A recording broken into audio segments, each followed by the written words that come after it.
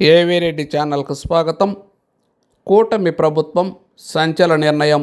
రాష్ట్రంలోని అర్హులైన పేద ప్రజలందరికీ సన్నబియ్యం పంపిణీ కార్యక్రమం చేపట్టినట్లు రాష్ట్ర రవాణా అండ్ యువజన క్రీడల శాఖ మంత్రి మండిపల్లి రాంప్రసాద్ రెడ్డి తెలిపారు.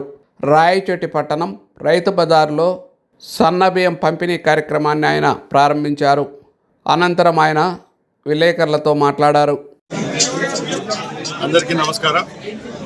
ఈరోజు పేద ప్రజలకు చాలా శుభదినం. ఎందుకంటే ప్రభుత్వం ఈ 2 సంవత్సరాలుగా పేదల కోసం ఎన్నో సంక్షేమ కార్యక్రమాలు ఇస్తూ ఉంది. ముఖ్యంగా సంక్షేమం అంటే గుర్తొచ్చే గౌరవ ముఖ్యమంత్రి చంద్రబాబు నాయుడు గారు ఈరోజు రాష్ట్ర వ్యాప్తంగా పెన్షన్గా పేద ప్రజల కోసం రేషన్ షాపుల ద్వారా ఉచిత బియ్యం అందిస్తుండే ప్రభుత్వం ఈరోజు కూటమి ప్రభుత్వం. దాన్ని కూడా ఇంకా మెరుగైన సేవలు అందించేదానికి ఈరోజు ప్రభుత్వం ముందుకు రావడం జరిగింది.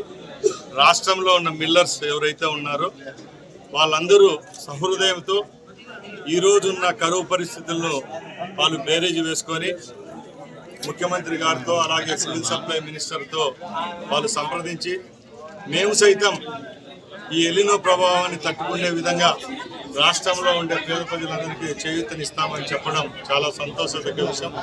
దానిలో భాగంగానే ఈరోజు మార్కెట్లో ఉన్న బియ్యాన్ని సుమారుగా 15 రూపాయలు తగ్గించి, అంటే 70 రూపాయలు ఈరోజు మార్కెట్లో బియ్యం రేటు ఉంటే సన్న బియ్యము దాన్ని 50-52 రూపాయలకి ఇస్తామని చెప్పి అంగీకరించి రాష్ట్ర వ్యాప్తంగా ఉన్న 500 మంది మిల్లర్లు ఏకాభిప్రాయ తీర్మానంతో రావడం జరిగింది. దానిలో భాగంగానే అన్నమయ్య జిల్లాలో 16 కేంద్రాల్లో ఈరోజు లాంఛనంగా ప్రారంభిస్తున్నాం. దానిలో భాగంగానే ఎవరైతే BPL card white card holders ఉంటారో ఆ బీపీఎల్ కార్డు హోల్డర్స్ వాళ్ళ రేషన్ కార్డుతో పాటు ఆధార్ కార్డును దత్తపరిచి ఈ సెంటర్ల దగ్గర తీసుకొచ్చినప్పుడు ఒక్కొక్కరికి 10 కిలోల చొప్పున ఈ ప్రభుత్వం ద్వారా అందించే పథకం ఇది వినూత్న పథకం.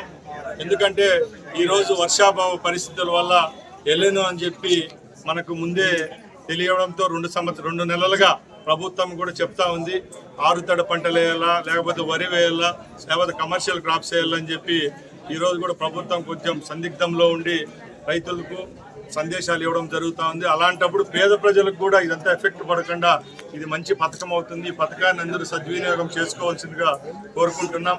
అలాగే ఇక్కడ డిఎస్ఓ గారు, ఆర్డీఓ గారు ఉన్నారు. రేపు రాబోయే కాలంలో కూడా ప్రజలకు ఇంకా ఈ రేషన్ షాప్స్ ద్వారా ఇంకా ఏవైతే మౌలిక వసతులు కల్పించాలో కమర్షియల్ గూడ్స్ కూడా అందించే విధంగా ఈ ప్రభుత్వం చర్యలు తీసుకుంటుందని సెలవు తీసుకుంటున్నా. జై హింద్.